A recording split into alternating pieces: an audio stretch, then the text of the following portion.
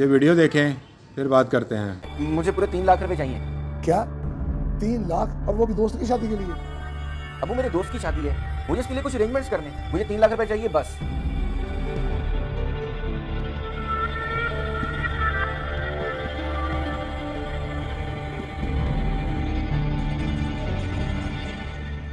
ये लो 3 लाख रुपए का चेक है, करो ऐश बाप के माल पर। जब खुद कमाओगे ना तो फिर तुम्हें एक एक पाई की कदर होगी।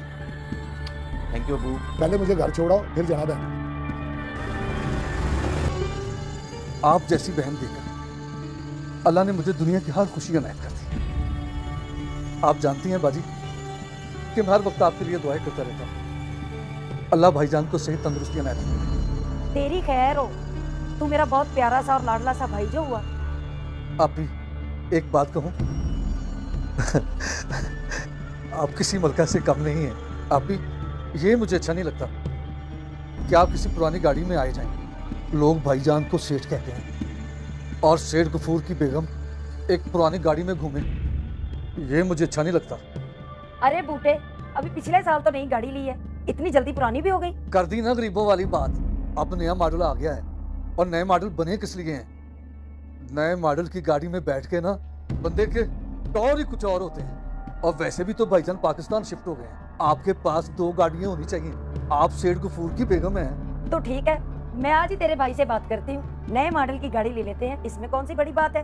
आप भी एक बात करूं, मेरे पास जो मोटरसाइकिल है ना, मैं ठीक करवा करवा के थक गया हूँ। आप भी बूढ़े बाबू की तरह आवाजें दे रही है। आप भी अपनी नई गाड़ी के साथ साथ मुझे भी एक नई बाइक ले दी। बहन सदके जाए, तू तो मेरा बहुत प्यारा सा और लाडला सा भाई है, बाइक भी ले दूंगी तुझे। अच्छा, कुछ दिन पहले जो मैंने तुझे मोबाइल लेके दिया था वो मेरे पास ही है। क्यों, क्या हुआ? नहीं नहीं, कुछ भी नहीं। ये साला नजायज ही खर्चे करवाने आ जाता है। चलो खैर। अस्सलाम वालेकुम। वालेकुम अस्सलाम। भाईजान बूटा सदके जाए कुर्बान। भाईजान आए, बैठे बैठे भाईजान। भाईजान आपकी तबीयत कैसी है? डॉक्टर ने क्या कहा? डॉक्टर साहब ने दवाई दे दी है, आगे अल्लाह वारस। मैं तो कहता हूँ भाई साहब, छोड़ो डॉक्टरों के चक्करों को। एक हकीम साहब हैं, दिल का बहुत अच्छा इलाज करते हैं। मैं तो कहता हूँ आप उनको चेक करवाएं। अगर आप कहें तो आपके लिए दवाई ले आऊं। हमें तो शफा चाहिए, डॉक्टर हो या हकीम, आगे अल्लाह की मर्जी। लेकिन हकीम साहब दवाई बहुत महंगी देते हैं।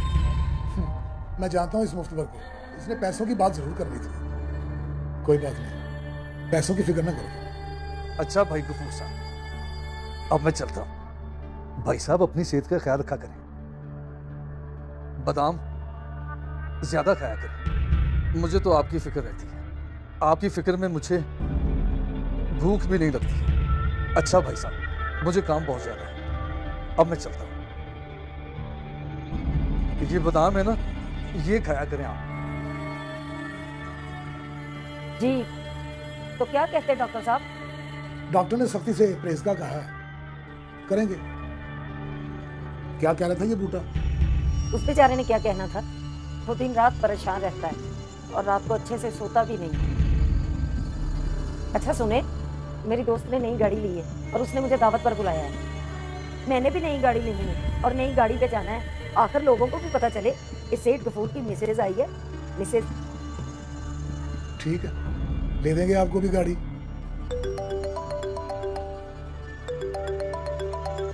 अस्सलाम वालेकुम गफूर साहब। जी वालेकुम सलाम। तो चीफ एडवोकेट बात कर रहा हूँ। आपकी फैक्ट्री वाली जगह की फाइल बिल्कुल रेडी है, सुबह चैम्बर तशरीफ ले आए। ठीक है, मैं कल सुबह आ जाऊंगा। ठीक है जनाब। ओके, अल्लाह हाफिज। ठीक है बेगम, मैं अपने कमरे में जा रहा हूँ। हेलो, अस्सलाम वालेकुम। वालेकुम सलाम। गफूर यार किधर हो? मैं तुम्हारे घर के बाहर खड़ा हूँ, गार्ड बता रहा है कि अभी ड्राइवर के साथ निकले हो। हाँ, मैं जरा कचहरी का काम था, उधर जा रहा हूँ। तो पता चला था कि जनाब की तबीयत कल काफी सीरियस थी, मैं उसी सिलसिले में पता लेने आया था। तो बताएं अब क्या कह रहे हैं डॉक्टर साहब और कैसी तबीयत है?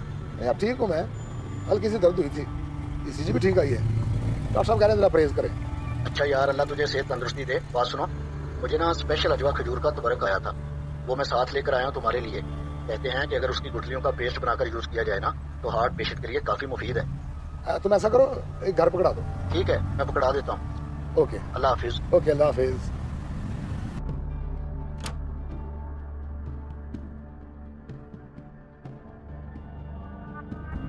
बेगम, खाना रेडी है? जी, आप ऐसा करें, आप फ्रेश हो जाए, मैं आपके लिए गर्मा गर्म खाना ड्राइंग रूम में लेकर आती। बेगम, 2 खजूरें ले आती साथ, खा लेता खाने के बाद, शायद अल्लाह शिफा दे देता। कौन सी खजूरें? वही जो मेरा दोस्त रफीक नहीं देख गया था। कौन सी खजूरें? 8-10 खजूरें थी, बूटा आया हुआ था, उसने पड़ी देखी और मिल्क शेक बनाकर पी लिया।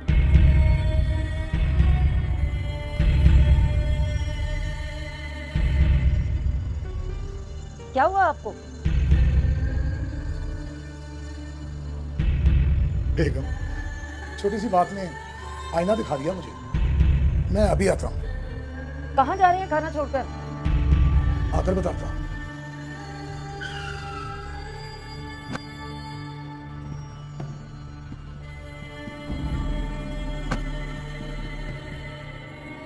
अस्सलाम वालेकुम। वालेकुम अस्सलाम। कह रही थी गफूर साहब इतनी इमरजेंसी में प्लॉट पर बुलाया? नदीम, ये मेरा प्लॉट देख रहे हो? इस पर अगर बिल्डिंग खड़ी करनी हो तो कितनी देर में काम शुरू कर सकते हो? ओ गफूर साहब, आपको तो पता है अपना काम ही जद्दी पुश्ती ठेकेदारी है, 2 घंटे में शुरू हो जाएगा। ठीक है, तो फिर ठीक है नदीम, मैं यहाँ एक खूबसूरत मस्जिद बनाना चाहता हूँ। माशाल्लाह माशाल्लाह। 2 घंटे में यहाँ काम शुरू करो, मैं मगरिब से पहले यहाँ खुदाई देखना चाहता हूँ।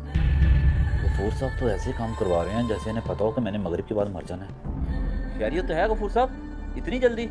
अभी तो नक्शा भी बनना है। नदीम, जिंदगी और मौत तो खुदा के हाथ में। मैं वैसे बीमार शुमार रहता हूँ, मैं चाहता हूँ कि अपने हाथ से बनाई हुई मस्जिद में एक नमाज अदा करके जाऊँ। इसलिए मैं चाहता हूँ कि बहुत जल्द यहाँ एक मस्जिद तामीर हो। अच्छा, अब तुमने 2 घंटे का बोला है ना, तो अब काम शुरू कर दो, मगर तक मैं यहाँ खुदाई देखना चाहता हूँ। चलें ठीक है, मैं अभी इंजीनियर को बुलाता हूँ, आरजी नक्शा बनवाकर पूरी काम शुरू करवा देता हूँ। ठीक है, ये लो, ये 30 लाख रुपए का चेक है। ठीक है जी।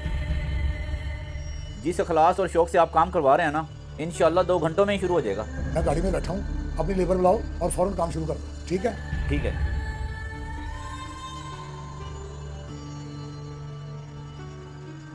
कहाँ चले गए थे आप? बेगम, आपकी छोटी सी बात ने मेरी आंखें खोल दी। मैं पागल आपके ऐशो आराम ढूंढता रहा और अपने लिए रिहाइश और आराम का इंतजाम न कर सका। क्या मतलब? मैं अपने असली घर और असली रिहाइश का इंतजाम करने गया था। क्या कह रहे हैं आप गफूर साहब? मैं अब सुकून से मर सकता हूँ। अब मेरी रूह को बहुत सुकून मिलेगा। आप लोगों ने तो मेरे लिए 4 खजूर के दाने छोड़ना गवारा नहीं किए। तुम अपने भाई के साथ मिलकर नई कार की फिक्र में हो और बेटा दोस्तों के साथ मिलकर अयाशियों में मसरूफ है।